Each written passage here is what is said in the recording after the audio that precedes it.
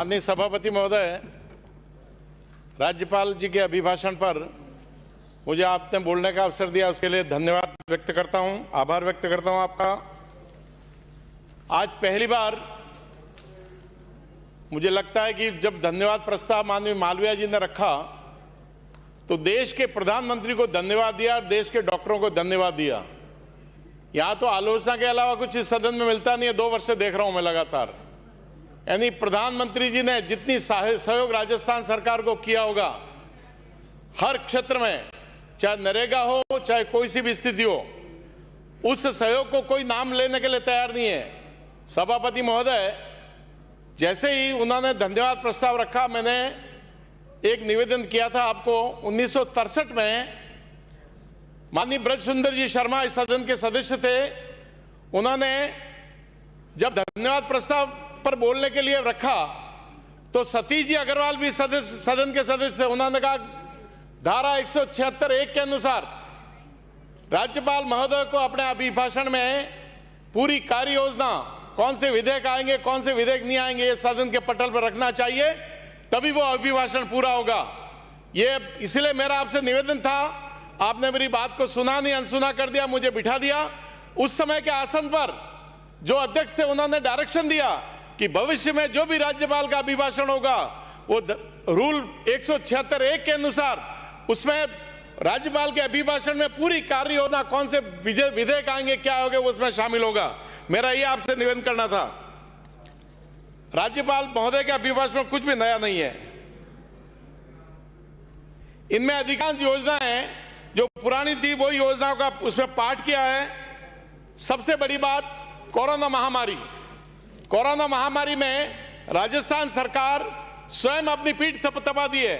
मुझे बहुत आश्चर्य होता है कि राजस्थान के गांधीवादी मुख्यमंत्री, आपने देखा होगा कहीं भी किसी दूसरे मंत्री का फोटो नहीं है। जन सेवा के 2 वर्ष कि एक भी मंत्री का, माननीय धारीवाल जी बैठे हैं, डीएलपी के मंत्री हैं, उनका कहीं पर भी किसी नगर पालिका में फोटो, केवल मुख्यमंत्री का फोटो है। रघु शर्मा जी हमारे चिकित्सा मंत्री, उनका कहीं फोटो नहीं है। मैं तो मुझे बड़ा आश्चर्य होता है, जो मुख्यमंत्री गांधीवादी मुख्यमंत्री नाम से जाना जाता है और उन्होंने अपने लोगों के लिए निकम्मा और नकारा जो शब्द प्रयोग किए, मैं सोचता हूं ऐसे मुख्यमंत्री से अपेक्षा भी नहीं कर सकता कभी, जो निकम्मा और नकारा शब्द के प्रयोग करके उसके बाद भी वो साथ है। माननीय अध्यक्ष महोदय, चुनाव घोषणा पत्र में कार्य योजना बनाती है और राज्यपाल महोदय का भविष्य सरकार की दशा और दिशा तय करता है। जन भोग घोषणा पत्र की क्रियान्विति इसे अभिभाषण में नहीं दिखती। जिन्होंने आम सभा में मंच पर 1 से 10 गिनती की वो मात्र झांसा सिद्ध हुआ। राज्य का किसान और युवा, आपने देखा होगा किसान कल्याण कोष, इतने रुपए उसने शिफ्ट किए, केवल बीमा भर रहे हैं और कुछ नहीं कर रहे हैं। किसान आयोग के गठन का वादा किया था, कुछ भी नहीं। आपको आश्चर्य होगा, इन्होंने राइट टू हेल्थ, ये भी अपने घोषणा पत्र में घोषणा किया था। कहां है राइट टू हेल्थ? कहीं नहीं है, कहीं दिखता नहीं है। सड़कों के तंत्र को करीब 11,000 करोड़ व्यय की बात कही गई है। हालत यह करीब 2.5 साल से जो सड़कों के काम अधूरे हैं, जो काम दिसंबर 2019 तक पूरे होने थे वो अभी भी पूरे नहीं हुए। केवल मात्र आत्म प्रशंसा, और आत्म प्रशंसा के अलावा इस बजट में कुछ भी नहीं है। चुनावी वादों के आधार पर मुझे लगता है जनता खुद को ठगा महसूस कर रही है। राज्य सरकार की सरकारी योजना के नाम बदलने व्यस्त है। अन्नपूर्णा योजना, यानी नाम अन्नपूर्णा रख लेते, भामाशाह योजना, हमारे महापुरुष मेवाड़ के जिन्होंने महाराणा प्रताप का सहयोग किया, ऐसे महापुरुष का भी नाम बदल दिया। पिछले बजट में जो अधूरी घोषणाएं थी उन घोषणा को भूलते चलो, नई घोषणा करते चलो, कोई हिसाब किताब नहीं। इस सरकार ने पहले बजट में घोषणा की कि 18 भवन विहीन महाविद्यालय के भवन बनेंगे, हुआ कुछ नहीं। मैंने प्रश्न लगाया, उत्तर मिला मावली का कॉलेज डीएमएफटी में बनेगा, अभी तक कुछ भी नहीं हुआ।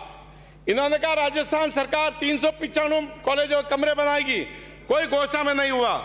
इसलिए मेरा निवेदन है, वादों से मुकर जाएगा, वो खुद की नजरों में गिर जाएगा, देखकर सूरत आईने में वो शक्ल से ही डर जाएगा। किसानों की चिंता कर रहे हैं।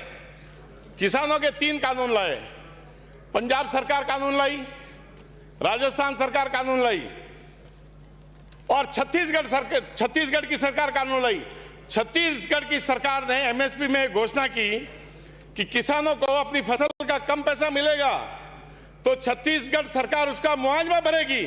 अगर आप ये कानून लाके व्यवस्था रखते तो हमको खुशी होती। वैसे तो संविधान की 7वीं अनुसूची में बिंदु संख्या 42 पर विपणन कानून करने का अधिकार केंद्र सरकार को है।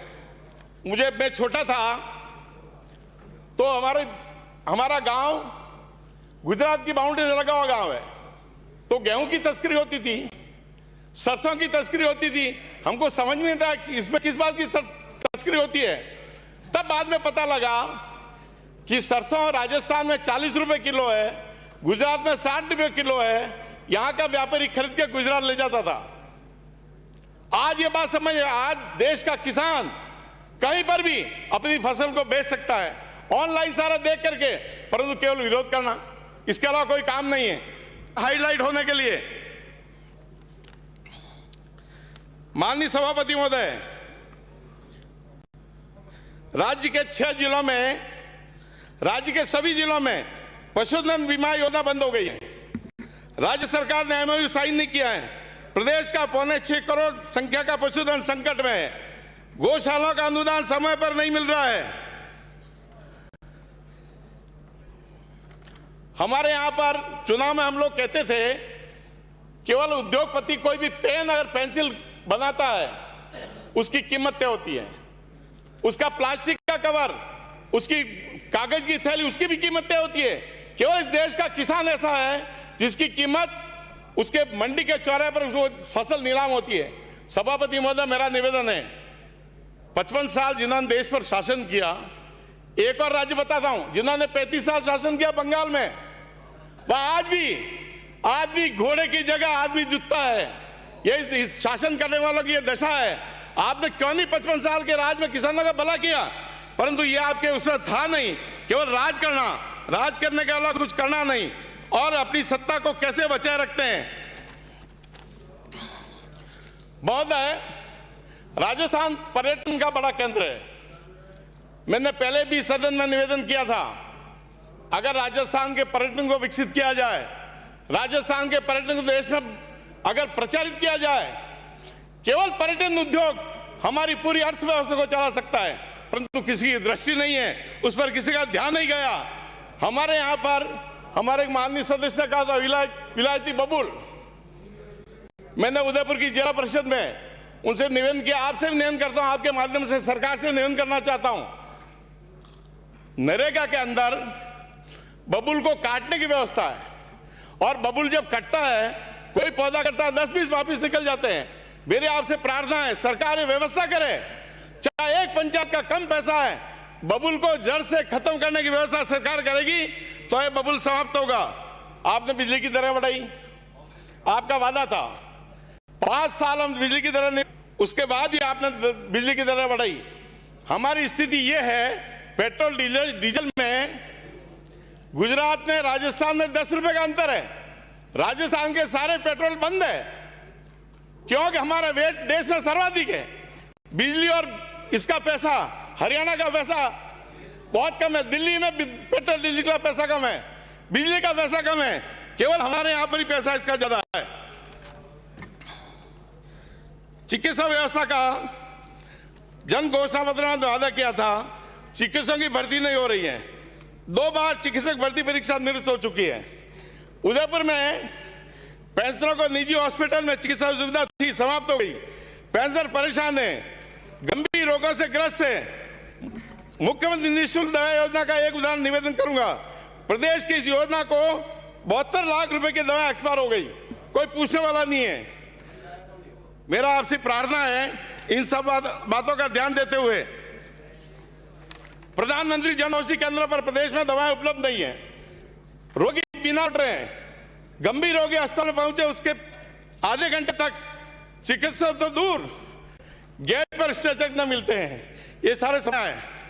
माननीय सभापति महोदय, कोटा में बच्चे मरे, एक जांच कमेटी बिठाई, उसका किसी को पता नहीं है। अगर सब ऑनलाइन हो रहा है, मेरा सरकार से निवेदन है, ₹5 की जो पर्ची कटती है हॉस्पिटल, उसको भी ऑनलाइन कर दीजिए। डॉक्टर के पास पेशेंट जाता है, उसको भी ऑनलाइन कर दीजिए, ताकि उसमें परेशान नहीं हो। प्रदेश में कंक्लूड करें। सड़क हादसे बढ़ रहे हैं। राज्य में वर्ष 2019 में 23,940 सड़क हादसों में से 10,563 लोगों की जान गई है। सड़क हादसों की संख्या में आधार पर राजस्थान देश के 5वें स्थान पर है। वर्ष 2018 की तुलना में 2019 में 8% दुर्घटनाएं व 2.35% मृत्यु दर बढ़ी है। बिजली लाइनों के रखरखाव के लिए आपने देखा होगा अचरोल कांड, जालौर जिले में वो जो बस दुखांतिका हुई, मेरे क्षेत्र मावली में बिजली वाले कर्मचारी, मुझे क्षमा करें, बिजली वाले क्या करते हैं, लगाते हैं, खंबा लगाया, खंबे में सीमेंट नहीं, धुला डाल देते हैं और धुले के बाद उसको पेड़ से बांध देते हैं। मेरे एक चेतन एक बच्चा मरा 30 साल का, उसकी विधवा आज भी सरकार को कोस रही है। आपने शुद्ध के लिए युद्ध चलाया, बहुत बहुत आभार व्यक्त कर रहा हूं सरकार का, परंतु हुआ क्या? मिलावटखोरों की मिलावटी हुई क्या? किसी को एक को सजा हुई क्या? कोई सजा नहीं हुई। कानून व्यवस्था चौपट है।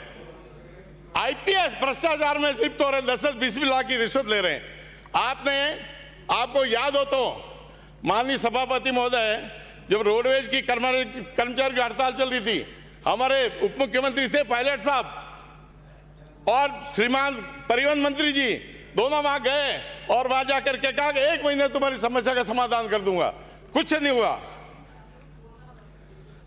थानों में सरकार की घोषणा थी स्वागत कक्ष बनाएंगे।